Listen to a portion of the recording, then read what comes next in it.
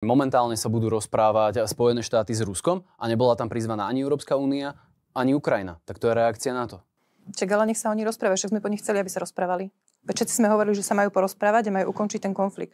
Čiže dnes je úplne jedno, že oni si telefonujú alebo netelefonujú. Ale nie je tam Ukrajina, ja hovorím o tom, že sa ide ale to vy hovoríte o dvoch Spojené štáty s veciach. Ale však nech sa rozprávajú. Však tí dvaja lídri najmocnejších štátov na svete sa musia začať spolu niekde rozprávať, aby sa ukončili tie problémy, ktoré sú. A potom Európa, na ktorej je ten konflikt, má byť môžeme mimo? Máme povedať svoj názor, alebo budete hovoriť váš.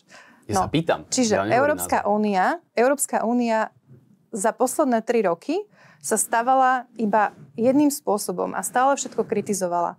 Predstavitelia, ktorí tam dnes sú v tých najvyšších pozíciách, ako je pani Ursula von der Leyen alebo aj pani Kallas a predtým samozrejme pán Borrell, hovorili iba jeden stále názor a hovorili, ako toto všetko by sme mali robiť. Čiže nemyslím si, že to sú predstavitelia, ktorí budú akceptovaní za týmto stolom. Mali sme tu predsa už nejakú kvázimierovú konferenciu vo Švajčiarsku, kde napríklad Rusko nebolo pozvané, aký to malo zmysel.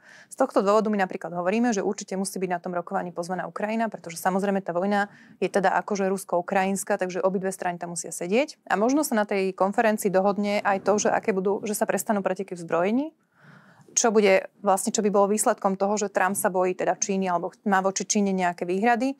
Takže bude si chcieť možno stanoviť nejaké mantinely, kde sa dohodne, že koľko bude mať kto lietadlových lodí, koľko bude mať jadrových hlavíc a tak ďalej a prestanú sa preteky.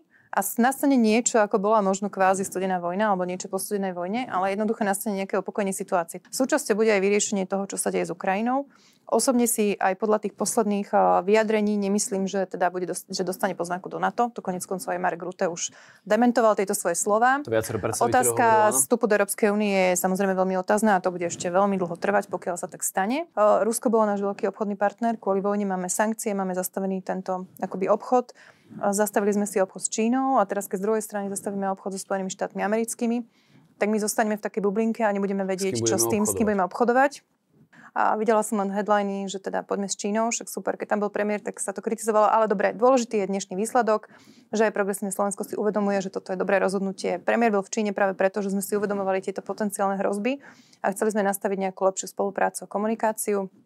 Vďaka Bohu, teda stretol sa aj s prezidentom, nastavila sa aj nejaké obchodné ďalšie vzťahy. Svet sa mení, my to celý čas hovoríme o väčšom pragmatizme medzinárodných vzťahov, hovoríme o tom, že máme vyriešiť tieto konflikty a že teda my stále veríme a sme normálnou súčasťou Európskej únie, nič také nespochybňujeme.